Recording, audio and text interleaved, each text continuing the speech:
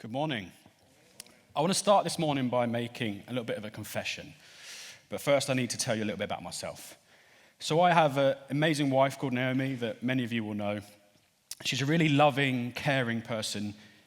Sometimes she's funny, I suppose. But she's one of the most selfless people that I know, and I'm so fortunate to be her husband. I also have two beautiful daughters. Our eldest will be 3 this summer, and our youngest was born in November. And I'm so proud of them, and I love being their father, and I wouldn't change them for the world. But, you knew there was a but coming, right? But every now and then, I just need some me time. And look, Naomi would not mind me saying this. She would happily admit that she needs a little bit of time away from, well, I was going to say the girls, but it's probably more me, let's be honest.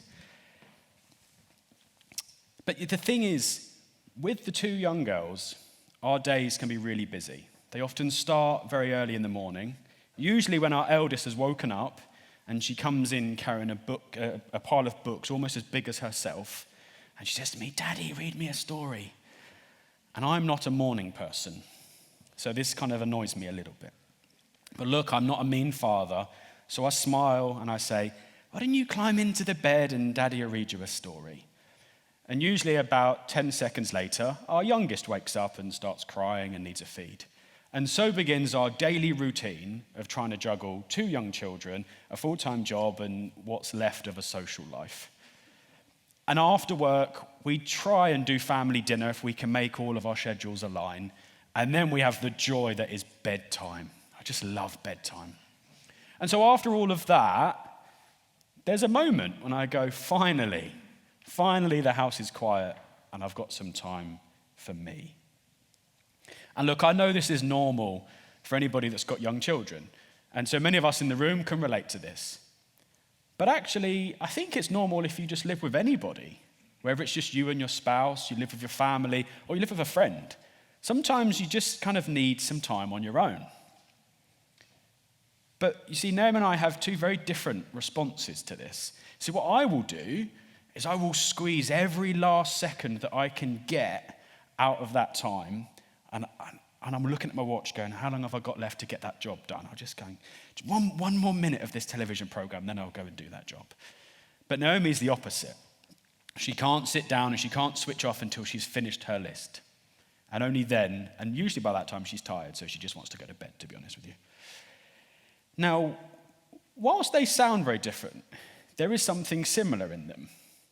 And it's that sort of feeling that what we're doing is wrong.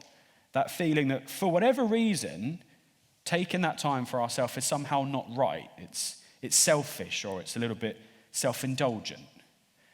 And I got thinking, is that normal? Like, how many of us in the room relate to that? Why is it that we almost feel guilty about taking time for ourselves? Now, I think part of the reason is the way that modern society looks. Is it me, or is everything on demand nowadays? Like, I don't have to wait a week for the next episode of my favorite TV program. I just sit and binge. I can order shopping online, and I don't wait for a few days not knowing when it's going to turn up. It comes the next day, sometimes the same day, and I can track on the map where my delivery driver is. Oh, he's 8 stops away. Takeaways. Now, is it takeaways? It starts with the word take, which means I should go to where the food is and take it away.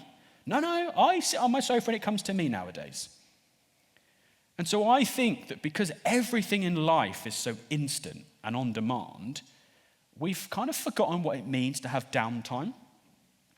Our brains are programmed that everything is on the go, and we just can't switch off and do nothing. But is that a bad thing? You see, in my example, my days are busy, but they're good days. But what about when life goes wrong? What about if we're struggling with illness, ourselves or a close friend or a relative? What about if we're living through grief or the breakdown of a relationship?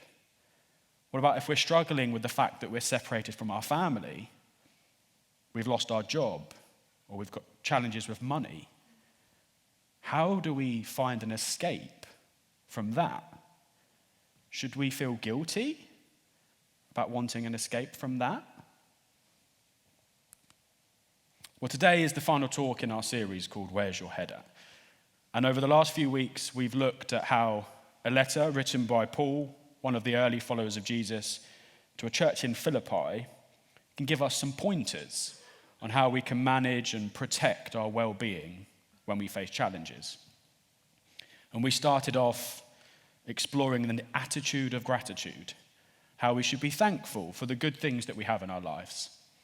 And then we looked at how we can face up to our anxieties and pray into them. And then we explored how we should reflect on things that are true and noble, and how that can free us from the burden of lies. Well, today, no surprise, we're going to explore this concept of taking some time for ourselves.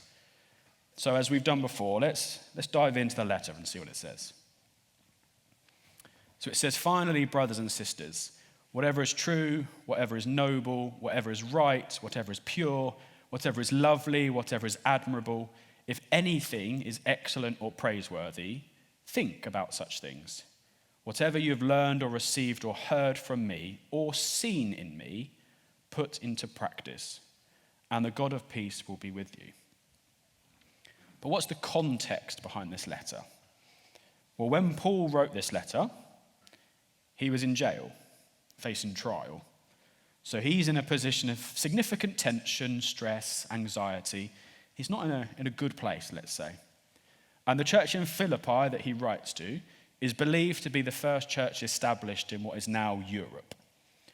And so the people there, by becoming followers of Jesus, have freed themselves from the laws of the society that they live in. But the significant majority of people living around them still abide by those laws, and there's that set of social norms. And so they're under immense pressure to conform. And so this is the situation that Paul writes in, coming from a situation of anxiety and stress into one that's facing significant challenge and pressure. But what does Paul say? Well, Paul says, whatever is lovely, whatever is admirable, if anything is excellent or praiseworthy, think about such things. Paul says when it feels like everything is too much, when it feels like everything is going against you, what should you do? You should think about the good things. Think about the things that are excellent, praiseworthy, admirable, lovely. Or in the words of Happy Gilmore, one of my favorite Adam Sandler characters, you should go to your happy place. What I don't think Paul is doing here is telling you to ignore the challenges. He's not telling you, just ignore it and it'll all go away. But I think what he's saying is we can slightly change our perspective. You see, if we just focus on the bad things that are happening, that's all that we see. But if we think about the things that are lovely, admirable, excellent, and praiseworthy, we might start to get a perspective that not everything is bad. There is some good in our lives. And that actually that good is the reason that we continue to fight, the reason that we continue to keep going in the hope that things will get better. Now, this sounds like something that's a lot more common nowadays, right? The power of positive thinking. You've probably seen a lot more in the last 10 years about positive thinking, meditation, mindfulness, whatever you want to call it, than you had before. But if Paul was saying these things 2,000 years ago, it's not actually a modern concept. There is, however, now a lot more evidence supporting the power of this. So being a modern person, I asked ChatGPT to give me a list of the benefits of positive thinking. And this is what it told me. Improved mood, reduced stress through lower cortisol levels, whatever they are. Improved physical health, increased resilience, increased creativity and problem solving, better relationships, better sleep, increased motivation and productivity, improved self-esteem, and better longevity. See, the benefits of positive thinking impacts not only our mental well-being, but our physical health, our relationships with other people around us, and maybe we might just live a little bit longer. See, what Paul says is to think about things that are lovely, admirable, excellent, and praiseworthy. But I think an extension of Paul's words would be to do. To do things that are lovely, admirable, excellent, praiseworthy. To do things that renew us. To do things that re-energize us. To do things that take us to our happy place. Now, I said I need me time. But I don't think I'm alone in that. I think we see examples of it in the world around us. We look at the cycle of day and night and the sleep routines of most animals that either sleep during the day or sleep during the night, and they follow that cycle. Or the seasons in the year, the patterns we see of plants that have periods of time when they grow and periods of time when they remain dormant, or animals that hibernate during the winter. And so I think you start to see this pattern. And I think that's because we weren't designed. Life wasn't designed to be 24/7 on the go. We're supposed to have patterns of high activity and then times of low activity. And I think it's no surprise that we see this in the Bible as well. Whether it be in the creation story, where God spends 6 days creating the world and everything in it, and then takes the seventh day to rest, or in the laws that he gives to the nation of Israel, where he asks them to follow that same pattern of taking 1 day of rest, but also he tells them to farm the land for 6 years and then give the land 1 year of rest every 7 years. But also if we read through the gospel accounts of the life of Jesus, we see that he has this pattern going through his life.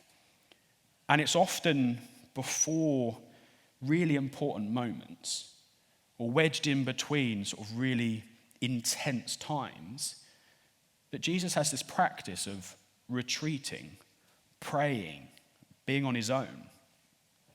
We see it just before he starts his public ministry. We see it just before he chooses his disciples. It's such a big decision to make, and he takes that time to retreat and pray first. We see it just before he walks on water. We see it just before he teaches the Lord's Prayer. We see it just before he's arrested. And we see him pray as he's on the cross, just before he dies. And I don't think it's a coincidence. I think it's for us to learn from, that in those times of busyness, stress, we should retreat, and we should think, and we should do things that are lovely, admirable, excellent, and praiseworthy. But maybe your question is, well, what are those things? Well, we can start by looking at exactly what Jesus did. Here at FBC, we know the importance of what we call healthy habits, taking time to pray, to worship, to read our Bibles. And it's a really good way for us as followers of Jesus to spend time with God and to feel connected to him. But it's not only the holy things that count here. Paul says anything, if anything is lovely. So anything that is lovely, admirable, praiseworthy, or excellent ultimately finds its source in God. The idea of renewing, refreshing, life-giving recreation is God's idea. It's a concept that he designed. And the word recreation means just that, to be recreated. It all comes from God. And so anything that is refreshing or renewing for us is included. And that could be sport. For me, football. Football's one of my things, particularly coaching football. It's one of the escapes that I find. And I was saying to someone the other day, I take my football really seriously, okay? Because for 2 hours on that Saturday afternoon, the most important thing in the world is whether we get 3 points or not. But you know what? And I'm sure a lot of people are going to sigh when I say this. I know football is just a game. And I don't like that phrase, but it's true. Football is just a game. But it's my escape. Because for those 2 hours, something which is, in the grand scheme of things, meaningless, is so important. And it takes my mind off all the other things that are more important. And so it's my escape. But there are other sports. I had to search them online to find other sports other than football. There's one called golf, I think it is. Apparently, Chris is quite into his golf. I think we should pray that one day all the practice will start to benefit him. But you could also play tennis, rugby, athletics. You might go to the gym, go for a run, go for a swim. Taking that time to look after your physical well-being is really important. But it could be things like the creative arts, going to the theatre, listening or playing music and instruments like our band were this morning, or art, painting, going to galleries. You might be into reading, learning languages, studying history, going to museums, anything like that. It could just be socializing. It might just be that what you need is to go to the pub with your friends every now and then and just spend some time with them. You might go for a meal, go for a walk. You might just spend some time on the phone. So there's so many things here, watching TV as well. But, again, you knew there was a but coming. But there are some watch outs, right? The first one, believe it or not, you can have too much of a good thing, unfortunately. And there is a difference between taking time out to do the things that bring you life and taking so much time out to do those things that all you actually do is make yourself busier and more stressed. So we have to find that balance. For me, I know that I'm going to get woken up somewhere between 6 and 6:30 in the morning. And so as much as I want to stay up until 2 a.m. watching Netflix, it's not good for me to do that. So I have to turn the telly off and take myself to bed at some point. But there's also decisions about what is good for me and what's not good for me. Let me give you an example. A couple of months back, I was watching a really popular Korean TV program. I won't tell you the name, but you might work it out. And Naomi came in one evening and she saw me putting it on. And she said something to me about, how can you watch this? It's awful. I don't remember exactly what I said, but it was something along the lines of, you watch Neighbours and Great British Sewing Bee. What are you on about? But often, in time, I find that my wife is more wise than me. And so over the course of about 2 weeks of watching this program at night time, I started to realize that I wasn't sleeping very well. I was more stressed. I was getting more angry at people. And I thought, maybe that program's not helping me. Maybe I shouldn't watch it. And I was probably about halfway through the series and I just stopped. I have no idea how it finished, but I reached that point where that wasn't important to me anymore. What I'd realized was the impact it was having on me.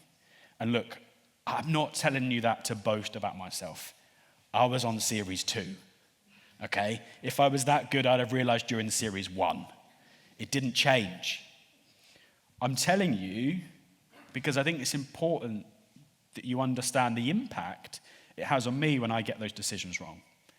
And I want you to know that, hey, if I can get it right now and then, everybody in this room can. But it's not all doom and gloom, right?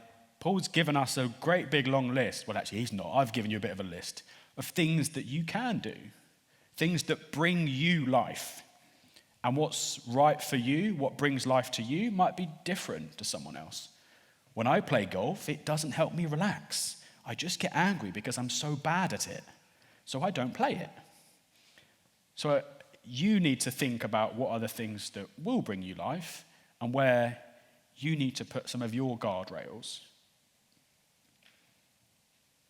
But what would it look like if we did this? Well, we've seen some of the benefits that it has on our mental health, our physical well-being, and our relationships. And we've seen the pattern that Jesus follows. But it also impacts those around us if we start to practice this. See, one time Jesus was asked, what is the greatest commandment? And he gave 2 answers. And the second one was to love your neighbor as yourself. And what he was saying was to treat others the way that you would treat yourselves. But what Jesus does is he actually quotes from the Old Testament, from the original, the older part of the Bible. And there, what he quotes, the full quote is, do not seek revenge or bear a grudge against anyone among your people, but love your neighbor as yourself. Do not bear a grudge, but love your neighbor as yourself. Do not be harsh on anybody else, but love them as you would love yourself. It makes the assumption that we are not harsh on ourselves. It makes the assumption that we are caring and loving towards ourselves. And with this challenge from Jesus to live this life of treating others how we would treat ourselves, we shouldn't be surprised that if we are harsh on ourselves, not caring and loving towards ourselves, that will work itself out in how we treat others. And so as we start to care for ourselves a bit more, give ourselves a break, begin to do things that are lovely, admirable, praiseworthy, and excellent, as we start to give ourselves a break and protect our own well-being, we shouldn't be surprised if that rubs off on how we treat others, which in turn can have an impact on their well-being. And slowly but surely, hopefully the growth becomes exponential, and more of us do it, and we can positively impact the others around us. If you're still not sure, let me introduce you to two people.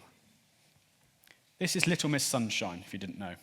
Now, Little Miss Sunshine is a popular character in our household because she is Naomi's favourite Mr. Men / Little Miss.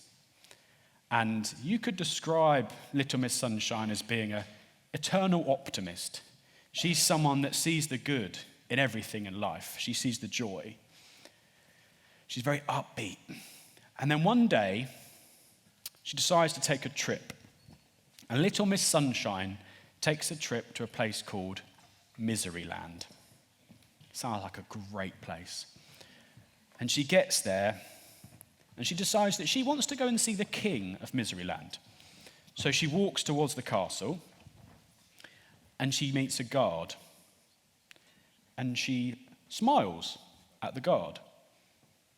And so the guard arrests her. And he says, "I'm taking you straight to the king." Because on the way to Miseryland, she walks past a sign that says, "Smiling, laughing, chuckling, and giggling, forbidden by order of the king."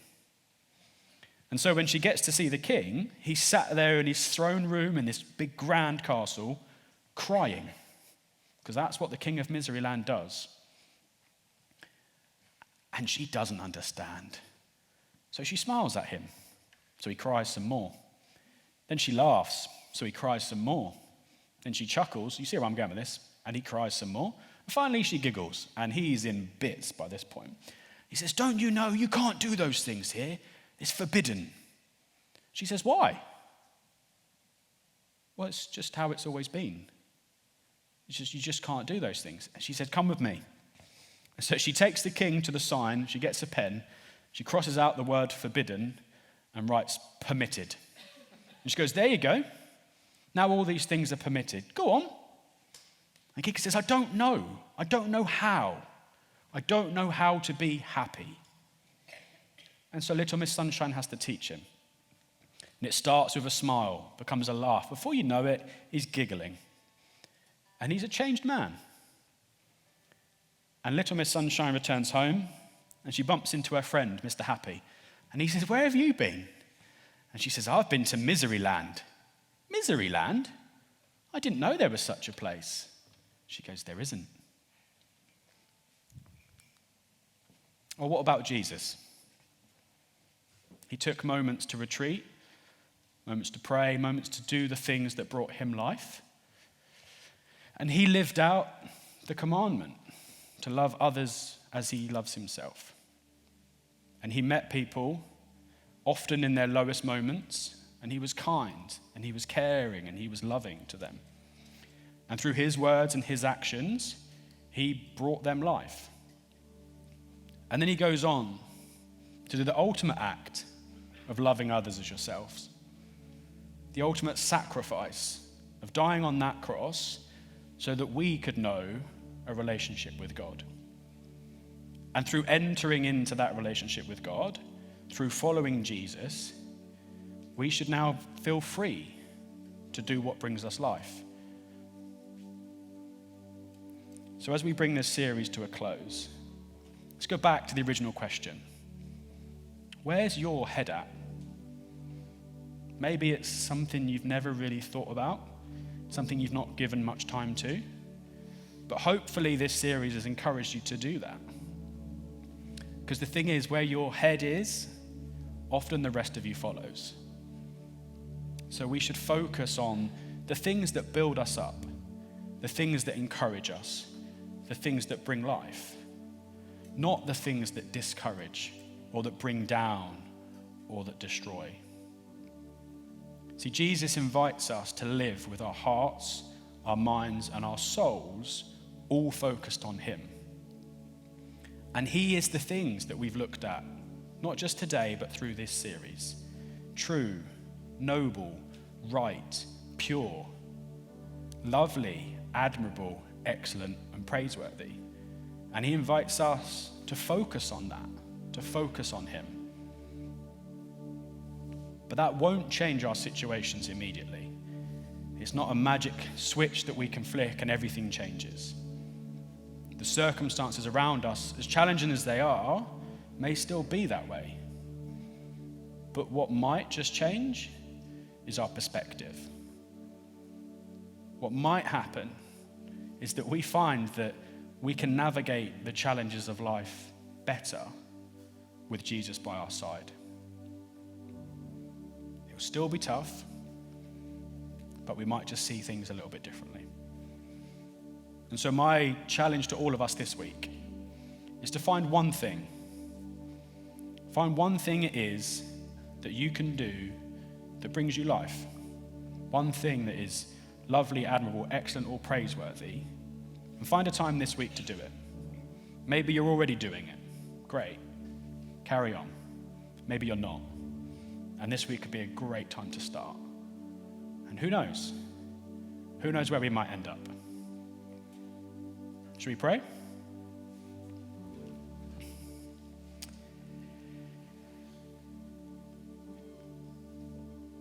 God, I thank you for who you are. I thank you for who you have created us to be. And I pray, Lord, that you would help all of us this week to find an opportunity to retreat, to take a break, to step away from everything that is challenging, busy, hurtful in our lives, and to find that time to do something that brings us life. And Lord, I thank you that you were willing to do this. You were willing to create a way for us to step into this relationship with you. Yeah, we thank you for that sacrifice that you made on that cross. And we pray that you would help us to focus our hearts, our minds, and our souls on you this week.